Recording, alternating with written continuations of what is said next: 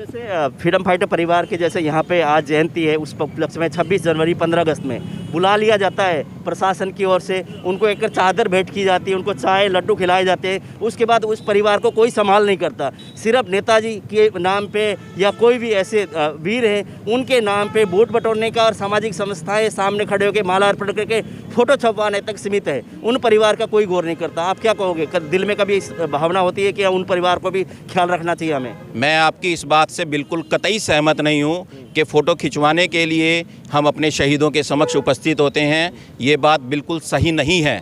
हम लोग अपने शहीदों को माल्यार्पण करते हैं, अपने श्रद्धा सुमन अर्पण करते हैं। ये हम सब के देशवासियों के हृदय में उनके प्रति कृतज्ञता का भाव है। जैसे समाजसेवी संस्था की हम बात करते हैं, जैसे 23 आज के दिन की बात करें, हर इंसान पहुंचता है, हर वो संगठन पहुंचता है, माला अर्पण करते हैं, फ़ोटो खिंचवाते हैं। अगर उनसे सवाल किए जाते हैं आप फ़ोटो खिंचवाने के लिए तो आप आ जाते हो आप लोग। अगर उन परिवार की देखरेख की बात करें तो आप लोग पल्ला झाड़ देते हैं, हमारी जिम्मेदारी नहीं, वो सरकार की है। आप कितने सहमत हैं उनकी बातों से? देखो जी, ये तो उन समाजसेवी संस्थाओं की भी जिम्मेवारी होती है कि स्वतंत्रता सेनानियों की जो वीरांगनाएं हैं, उनके परिवार हैं, उनका मान सम्मान किया जाए, जो सभ्य परिवार हैं। परंतु किसी सामाजिक संस्था से इस तरह की उम्मीद करना, मुझे लगता है रमेश जी, थोड़ा सा अलग हो जाता है। सामाजिक समस्या जो संस्था है उनकी क्या दायित्व होता है, फिर क्या करती है सामाजिक संस्था? उनका समाज के अंदर युवाओं को प्रेरणा देने का काम सामाजिक संस्थाएं करती हैं। समाज में किसी छोटी मोटी हेल्प, ये छोटी मोटी हेल्प उनके लिए ज़्यादा उपयोगी नहीं रहेगी। उन्हें बड़ी हेल्प की ज़रूरत है, उन्हें सरकार दे। सामाजिक संस्थाएं जो भी होती है वो समाज में हर रोज़ के छोटे छोटे कारणों को वो ढूंढ करके उसका निदान करने का प्रयास करती है, जो कि समाज के माध्यम से मिलजुल करके किया जाता है। नमस्कार, मैं रमेश शर्मा, आप देख रहे हैं RSN एक्सप्रेस। आज हम आपको बताना चाहेंगे नेताजी सुभाष चंद्र बोस की 125वीं जयंती के उपलक्ष्य में हर उनकी प्रतिमा पर मालार्पण करने के लिए लोग अलग अलग संस्थाओं के और फ्रीडम फाइटर के परिवार यहाँ पहुँच रहे हैं, मालार्पण कर रहे हैं। प्रशासन की तरफ से भी मालार्पण किया जा रहा है। लेकिन कुल मिला के अगर हम लोग बात करते हैं फ्रीडम फाइटर परिवार जो नेताजी के साथ जिन्होंने अपने प्राण को न्यौछावर किया, उनके परिवार को अभी भी एक तरह से सरकार की तरफ से कोई ऐसे ठोस कदम नहीं उठाए गए कि उन परिवार की देखरेख हो। इस तरह के परिवार पिछले कई वर्षों से हम लोग ये मुद्दा उठाते रहे हैं। आज भी हम बात करेंगे, कई जो समाजसेवी संस्था यहाँ पहुँचे जो माला अर्पण करें उनसे ही सवाल रखेंगे और बात करेंगे उनकी किस तरह की प्रतिक्रिया होगी। पर सरकार की तरफ से फ्रीडम फाइटर परिवार के लिए क्या योजनाएँ आगे लेकर आएगी, कोशिश करेंगे। जो यहाँ नेता आएंगे, यहाँ जो समाजसेवी लोग आएंगे, उनसे बात करेंगे। और आज 125वीं एक तरह से जयंती के उपलक्ष्य में आप सबको RSN की तरफ से बहुत बहुत बधाइयाँ। आइए चलते हैं, आपको दिखाते हैं तस्वीरें और बात करेंगे यहाँ आए हुए लोगों से। अभी हमारे साथ है कई संस्थाओं के लोग हैं, समाज से भी लोग हैं, देशभक्त से जो जज्बे हैं वो लोग हैं। इनसे हम बात करेंगे, जानेंगे नेताजी सुभाष चंद्र बोस की 125वीं जयंती के उपलक्ष्य में किस तरह का इन्होंने प्रण लिया है और फ्रीडम फाइटर परिवार को किस तरह से ये सेवा करते हैं उनका, और कितने परिवार यहाँ पे, इस पर हम विस्तार से जानेंगे। केशव जी, RSN में स्वागत है पहले तो। धन्यवाद। मैं मुकेश बंसल, भारत विकास परिषद केशव शाखा परिवार की ओर से देशवासियों को नेताजी सुभाष चंद्र बोस की 125वीं जन्म जयंती की हार्दिक शुभकामनाएं देता हूं। आज हम सब यहां हिसार में कैंप चौक पर एकत्रित नेताजी सुभाष चंद्र बोस के समक्ष अपने श्रद्धासुमन अर्पित करने के लिए एकत्रित हुए हैं। नेताजी सुभाष चंद्र बोस भारत माँ के वीर सपूत, महान स्वतंत्रता सेनानी, अपना सर्वस्व देश धर्म समाज पर न्यौछावर करने वाले प्रेरणा पुरुष। आज सब उनकी 125वीं जन्म जयंती पर हार्दिक शुभकामनाएं और हम उनको सत नमन करते हैं। नेताजी सुभाष चंद्र बोस क्रांतिकारियों में एक कदम आगे चलकर उन्होंने 21 अक्टूबर 1943 को गुलाम भारत में आज़ाद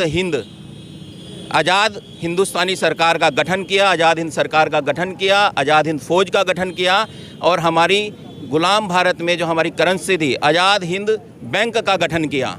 वो ऐसे स्वतंत्रता सेनानी थे जिन्होंने अंग्रेज़ों से सीधा एक सशस्त्र सेना बनाकर लोहा लिया और तुम मुझे खून दो, मैं तुम्हें आज़ादी दूंगा। ये उनकी प्रसिद्ध उनका नारा था, जिसने देश के नौजवानों में, क्रांतिकारियों के दिलों में नया जोश भर दिया और जो सब लोग अपना सर्वस्व न्यौछावर कर देश के लिए मर मिटने के लिए तैयार हुए। मर मिटने के लिए तैयार हुए नेताजी सुभाष चंद्र बोस की आपने बताई।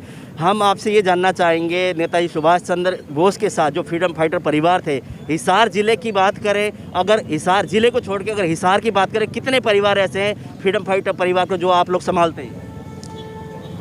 हम सीधा अगर आप बात करें तो ऐसा हम लोग फ्रीडम फाइटर परिवार को सीधा संभालने की बात, हम भारत विकास परिषद केशव शाखा के सदस्य उस तरीके का हम कार्य नहीं कर रहे हैं। लेकिन अगर कोई परिवार को सहायता की ज़रूरत है, किसी भी प्रकार की जो ज़रूरतमंद है, भारत विकास परिषद से केशव शाखा के सदस्य, केशव शाखा परिवार उनकी सहायता करने के लिए हर वक्त तैयार रहता है। जैसे फ्रीडम फाइटर परिवार के जैसे यहाँ पे आज जयंती है, उस उपलक्ष्य में 26 जनवरी 15 अगस्त में बुला लिया जाता है प्रशासन की ओर से, उनको एक चादर भेंट की जाती है, उनको चाय लड्डू खिलाए जाते हैं। उसके बाद उस परिवार को कोई संभाल नहीं करता। सिर्फ नेताजी के नाम पे या कोई भी ऐसे वीर हैं उनके नाम पे वोट बटोरने का और सामाजिक संस्थाएं सामने खड़े होकर माला अर्पण करके फ़ोटो छपवाने तक सीमित है। उन परिवार का कोई गौर नहीं करता। आप क्या कहोगे? दिल में कभी इस भावना होती है कि उन परिवार को भी ख्याल रखना चाहिए हमें? मैं आपकी इस बात से बिल्कुल कतई सहमत नहीं हूँ कि फ़ोटो खिंचवाने के लिए हम अपने शहीदों के समक्ष उपस्थित होते हैं। ये बात बिल्कुल सही नहीं है। हम लोग अपने शहीदों को माल्यार्पण करते हैं, अपने श्रद्धा सुमन अर्पण करते हैं। ये हम सब के देशवासियों के हृदय में उनके प्रति कृतज्ञता का भाव है। उनके सर्वस्व अर्पण करने के कारण ही आज हम आज़ाद भारत में सांस ले पा रहे हैं। तो ये बात कहना बिल्कुल सरासर गलत है कि कोई भी व्यक्ति केवल फ़ोटो खिंचवाने के लिए अपने शहीदों के समक्ष आता है। तो उन परिवारों को क्यों अनदेखा किया जाता है? वतन पर मिटने वालों का यही बाकी निशान होगा। इस भावना को आपको भी समाज तक पहुंचाना चाहिए। सर, उन परिवारों को क्यों अनदेखी की जाती है? अभी भी यहीं पे अभी भी आपको मिलवाऊंगा। ये मेरा विषय नहीं है, ये सरकार और प्रशासन का विषय है। हम लोग यहाँ पर सामाजिक संस्था के नाते से अपने शहीदों को याद करने उनके समक्ष आते हैं, जिससे देश धर्म और समाज के प्रति जागृति बढ़ती रहे और देश के नौजवानों को, आने वाली पीढ़ियों को उनके समक्ष आने से प्रेरणा मिले कि किस प्रकार उन्होंने अपना सर्वस्व न्यौछावर किया अपने देश के लिए। आपको नहीं लगता कि जो परिवार है अभी उनके ना रोटी के लाले, कई ऐसे परिवार आपको मैं मिलवा सकता हूँ आपको, उन परिवार को कोई मतलब प्रशासन की तरफ से, सरकार की तरफ कोई योगदान नहीं है, कोई सामाजिक संस्था भी आगे नहीं बढ़ के आ रही है। कुछ लोग कर रहे हैं तो सामाजिक संस्था है, सरकार की तरफ से कोई योगदान नहीं है, वो भी हाथ खींच रहे हैं। आपका शुभ नाम? रमेश जी, ऐसा है, ये जिस प्रकार की बातचीत आप कर रहे हैं वो मुझे नहीं लगता कि इस अवसर पर ये सही है। ये प्रशासन का मामला है, आप इसके लिए प्रशासन से सवाल करें तो ज़्यादा बेहतर है। सुरेंद्र जी, आप भी जैसे अभी लहरिया परिवार से आप हैं, संघ से आप लोग जुड़े हुए हैं, राजनीतिक पार्टी से भी आप लोगों के संबंध है, और एक तरह समाज से भी लोग भी आप हैं। आप क्या समझते हैं इस अवसर पर उन परिवारों को भी शामिल नहीं करना चाहिए जो कि फ्रीडम फाइटर परिवार है, बहुत सारे जो विडो हैं, कईयों के विडो हैं, उसके जो बच्चे गरीब है, पढ़ लिख नहीं पाते, उन लोगों को भी? सबसे पहले तो मैं केशव शाखा की ओर से यहाँ आज के इस 125वें सुभाष चंद्र बोस की जयंती पर उनको नमन करते हुए केशव शाखा के सभी सदस्यों का आभार व्यक्त करता हूँ, जिन्होंने यहाँ सुबह पहुंचकर उन्हें माल्यार्पण किया और युवाओं में एक प्रेरणा स्वरूप सभी के बीच में अपनी अपनी बातें बांटी हैं। आपका प्रश्न सीधे सीधे मैं उसका उत्तर देना चाहता हूँ रमेश जी। जो परिवार स्वतंत्रता आंदोलन में जुड़े और आज हरियाणा में नहीं पूरे भारत में कहीं भी है, उसे भारत सरकार अधिक से अधिक सहयोग करे, उनकी सूची तैयार करे। मुझे लगता है सूची तैयार होगी भी सही भारत सरकार के पास, और उनका ख्याल करे। प्रत्येक प्रांत के मुख्यमंत्री, मैं उनसे भी निवेदन करना चाहता हूं कि जो सूची सरकार पे है, सरकार के द्वारा बनाई गई है, वे सीधे सीधे जाकर के उनके अधिकारी सीधे सीधे जाकर के और उनका ख्याल रखे। ये ज़रूरी है, मैं इस बात से सहमत हूँ। परंतु मैं इस बात से कतई सहमत नहीं होऊंगा कि कोई भी सामाजिक संस्था इस तरह का काम ना तो कर पा रही है, ना करने में सक्षम है। ये सीधे सीधे सरकार का काम है। दूसरा, नहीं, आप लोग आवाज़ तो उठा सकते हैं, आप लोग भी ये जनप्रतिनिधि, आप लोग भी नुमाइंदे, आप लोग भी समाज से जुड़े लोग हैं, आप लोगों की भी तो आवाज़ जा सकती है। आप लोगों की राजनीतिक पार्टियों के साथ संबंध है, आप लोगों के भी नेताओं के साथ संबंध है। देखिए, ऐसा है, सुभाष चंद्र जी बोस का हमारे परिवार से नाता था। हम लाहौर में रहते थे, मेरे पिताजी का जन्म लाहौर का है। वहाँ मेरे दादाजी और सुभाष चंद्र बोस जी ने इकट्ठे ही आज़ाद हिंद फौज की स्थापना की थी और नेताजी का हमारे घर पे लगातार आना जाना था। आज के समाचार पत्रों में आप फ़ोटो भी नेताजी के साथ, मेरे दादाजी के साथ, जुगल किशोर जी, लाहौरिया जी के साथ देख सकते हैं। इसका अर्थ ये नहीं है कतई कि वो सरकारें जो है हम लोगों का ध्यान नहीं कर रही है। सरकारें हम लोगों का ध्यान कर रही है, ऐसा नहीं है कतई जैसा आप प्रश्न कर रहे हैं। लेकिन अगर किसी व्यक्ति, अभी भी रेस्ट हाउस है यहाँ पे, सैनिक रेस्ट हाउस, तो आपको मैं ले चलता हूँ वहाँ पे। महिलाएं, बुजुर्ग महिलाएं सिर्फ चाय पानी पिला के एक सोल भेंट करने के बाद उनको कोई कुछ नहीं पूछा जाता। कई वर्षों से, 20 वर्ष से तो मैं देख रहा हूँ यहाँ पे। देखिए ये काम हरियाणा सरकार का होता है, सरकार चाहे किसी की भी हो, सरकारी स्तर पर ये काम होना चाहिए। उनके परिवारों को रोज़गार दे। अगर कोई दिक्कत है, उनके परिवारों को किसी प्रकार की नौकरी की दिक्कत है तो सरकार को देनी चाहिए। इस बात के हम हर समय आपके साथ हैं। परंतु किसी सामाजिक संस्था से इस तरह की उम्मीद करना, मुझे लगता है रमेश जी, थोड़ा सा अलग हो जाता है। सामाजिक समस्या जो संस्था है उनकी क्या दायित्व होता है, फिर क्या करती है सामाजिक संस्था? उनका समाज के अंदर युवाओं को प्रेरणा देने का काम सामाजिक संस्थाएं करती हैं। समाज में किसी छोटी मोटी हेल्प, ये छोटी मोटी हेल्प उनके लिए ज़्यादा उपयोगी नहीं रहेगी। उन्हें बड़ी हेल्प की ज़रूरत है, उन्हें सरकार दे। सामाजिक संस्थाएं जो भी होती है वो समाज में हर रोज़ के छोटे छोटे कारणों को वो ढूंढ करके उसका निदान करने का प्रयास करती है, जो कि समाज के माध्यम से मिलजुल करके किया जाता है। परंतु इस तरह की हेल्प, इस तरह का सहायता वो हरियाणा सरकार या केंद्र सरकार के द्वारा ही की जानी चाहिए। मेरा इतना ही निवेदन है। और आनंद जी, आप बताइए सर, क्या कहोगे? आज आप लोगों ने यहाँ आया, मालार्पण किया, क्या संदेश देना चाहेंगे? हालांकि कई बातें होंगी है इसमें, आप क्या कहना चाहोगे कि युवाओं को किस तरह का इनके उन पर परचीनों पर चढ़ किस तरह के आगे बढ़ना चाहिए? सबसे पहले तो मैं भारत विकास परिषद केशव शाखा की तरफ से पूरे भारत को आज 125वें जन्मदिन के ऊपर, सुभाष चंद्र बोस जी, नेताजी के जन्मदिन के ऊपर बधाई देता हूं। और आपके चैनल को भी बधाई देता हूं जो इस कवरेज को लेने के लिए यहां पर आए और आप इतनी ठंड में इतना खड़े रहकर अपना ये काम कर रहे हैं। और जो हमारी संस्था है भारत विकास परिषद, ये जितने भी समाज सेवी हैं या जो भी हमारे स्वतंत्रता सेनानी हैं, उनके जीवन के ऊपर एक छोटी छोटी गोष्ठी रखती रहती है। समय समय पर युवाओं में जाकर उनके बारे में अवेयरनेस क्रिएट करती है और वो क्रिएट करके उनके भी मन में भी एक देश सेवा की भावना, राष्ट्र सेवा की भावना उनके अंदर जागृत करने का कार्य करती रहती है समय समय पर। और हम लोगों से आह्वान करते हैं कि देश सेवा के लिए जैसे नेताजी हैं, सुभाष चंद्र बोस जी हैं, भगत सिंह जी हैं, चंद्रशेखर आज़ाद जी हैं और जितने भी हमारे महात्मा गांधी जी, जितने भी हमारे स्वतंत्रता सेनानी रहे हैं, उनके पद चिन्हों पर चलें और देश सेवा के लिए आगे आएँ। यही हमारा एक मेन उद्देश्य भारत विकास परिषद का रहता है।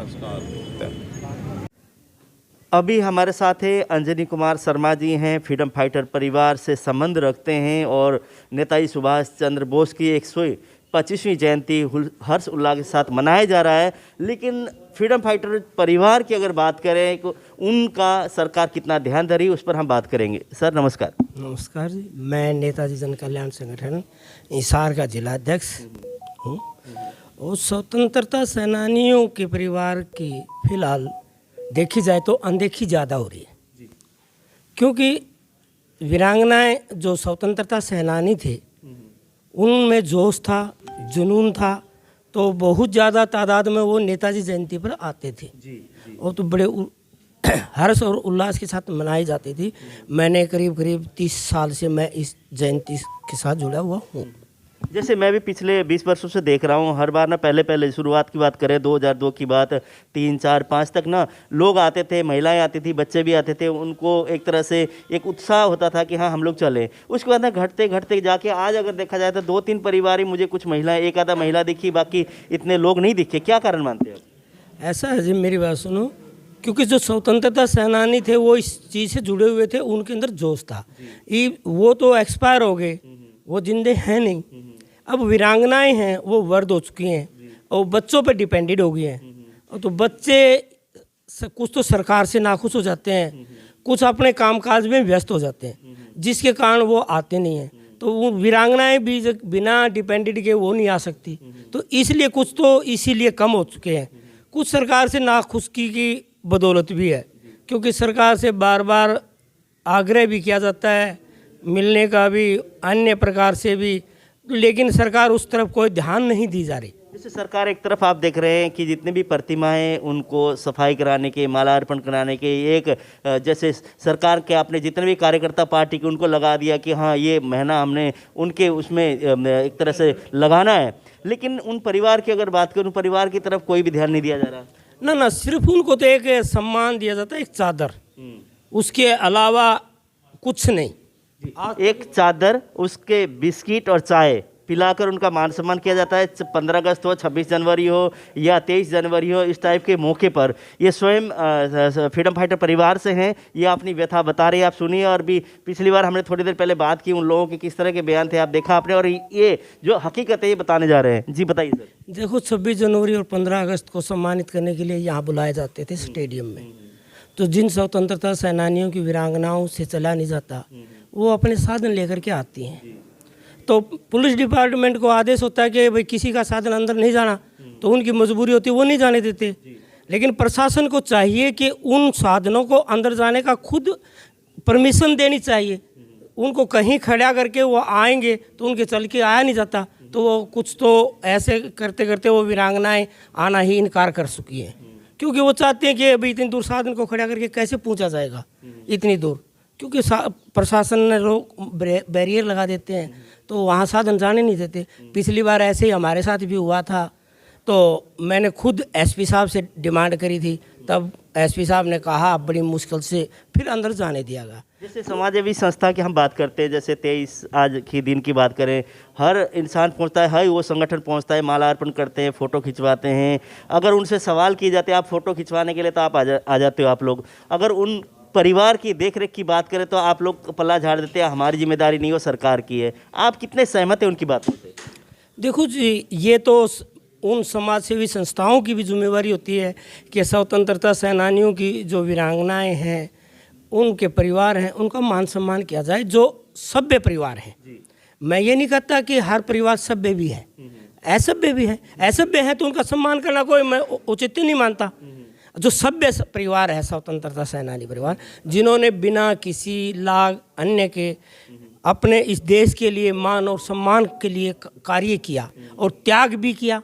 उनको उस समय ये नहीं पता था कि ये देश आज़ाद होगा, तुम्हारे को सम्मान मिलेगा, तुम्हारे को वो मिलेगा, नहीं। उन्होंने सब कुछ को त्याग करके इस देश को एक आज़ादी के उस महोत्सव में शामिल हुए थे और 90 साल संघर्ष किया था। 1848 से लेकर के 47 तक उन्होंने संघर्ष किया, तब ये आज़ादी मिली थी। ये इतनी आसानी से नहीं मिली आज़ादी, और बहुत से असंख्य इतने परिवार हैं जिनके हमें नाम तक नहीं पता, वो गुमनामी में खो गए।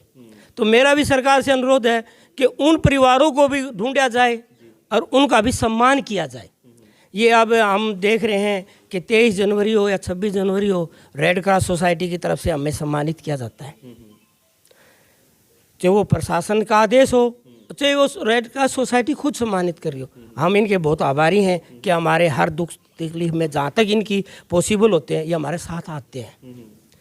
लेकिन कल हम किसी ऑफिसर के साथ जाकर के, किसी अफसर के पास जाकर के कहते कि ये फ्रीडम फाइटर की विडो आई हुई है, इसको ये तकलीफ़ है, लेकिन नहीं, वहाँ उसको कोई सम्मान नहीं मिलता।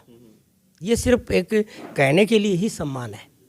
जैसे पॉलिटिकल नेता हैं, उनके ना एक तरह से पेट्रोल पंप वो ले लेते हैं, बहुत सारी सरकार की योजनाएं उनका लाभ उठा लेते हैं। अगर फ्रीडम फाइटर की परिवार की अगर बात करें, जो कि वाकई में फ्रीडम फाइटर के परिवार है और उन्होंने समाज के लिए कार्य किया है, उन्होंने अपने परिवार का न्यौछावर किया है, उन लोगों को सरकार की तरफ से किस तरह के वो होने चाहिए योजनाएँ या उनको लाभ देने चाहिए?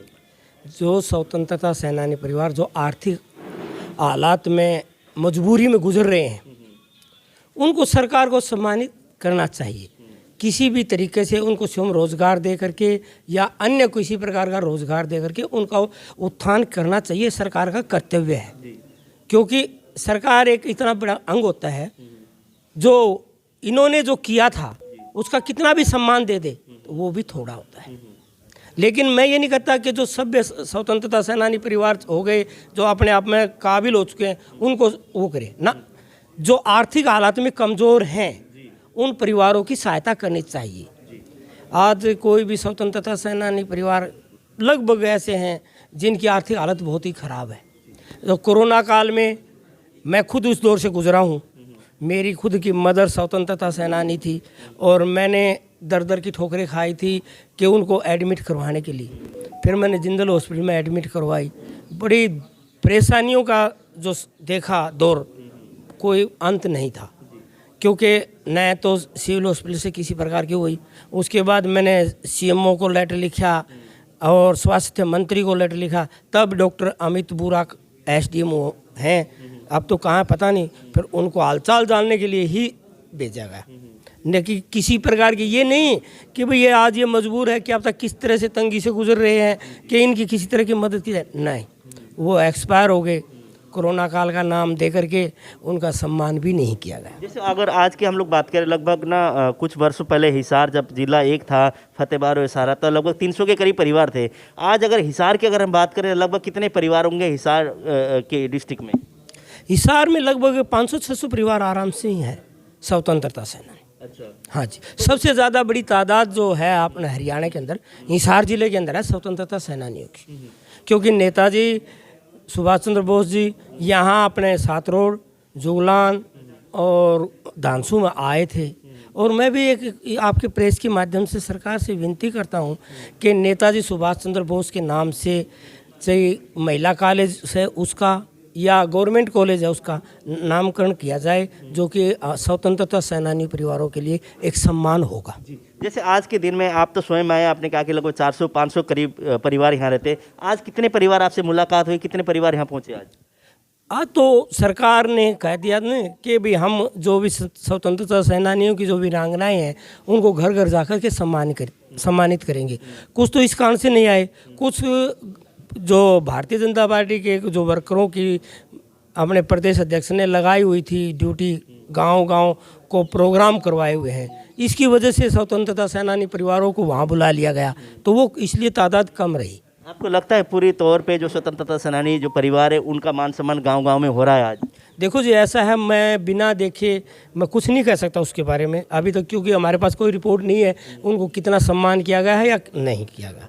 हाँ, बहुत बहुत धन्यवाद जी समय देने के लिए। थैंक यू जी। जैसे कि इन्होंने बताया कि फ्रीडम फाइटर के जो परिवार है, जिस तरह से उन्होंने देश के लिए अपने प्राण की न्यौछावर दी, उनके परिवार जो वीरांगनाएं हैं, उनके बच्चे, उनकी देखरेख सरकार की तरफ से पूरी तरह से नहीं की जा रही। सिर्फ 26 जनवरी, 15 अगस्त, 23 तारीख को जैसे इस तरह के मौके पर उनको बुलाया जाता है कि शॉल भेंट करके चाय और लड्डू खिलाकर उनको भेज दिया जाता है। आने के लिए गाड़ी का प्रबंध भी जब होता है तो उसके बाद भी 26 जनवरी के कार्यक्रम में पुलिस प्रशासन की तरफ से उनको गेट में उतार कर उनको ऐसी बुजुर्ग महिलाएं जैसे 80-90 साल को उनको पैदल आना पड़ता है। इस तरह की स्थिति है। इस पर सरकार को गौर करके उन परिवार को, जो जरूरतमंद परिवार है जिन्होंने अपने परिवार के उससे देश के लिए बलिदान दिया, उन परिवार का देख रेख भी सरकार को करना चाहिए, ताकि जो सरकार ने ये योजनाएं चला रखी है कि देशभक्ति के नाम पर वोट बटोरने के और देशभक्ति के नाम पर जो एक तरह से भाईचारा कायम करने की और अलग अलग इलाकों में जब प्रचार करने की, तभी ये सफल हो पाएगा। उन परिवारों का भी देख रेख करेंगे तो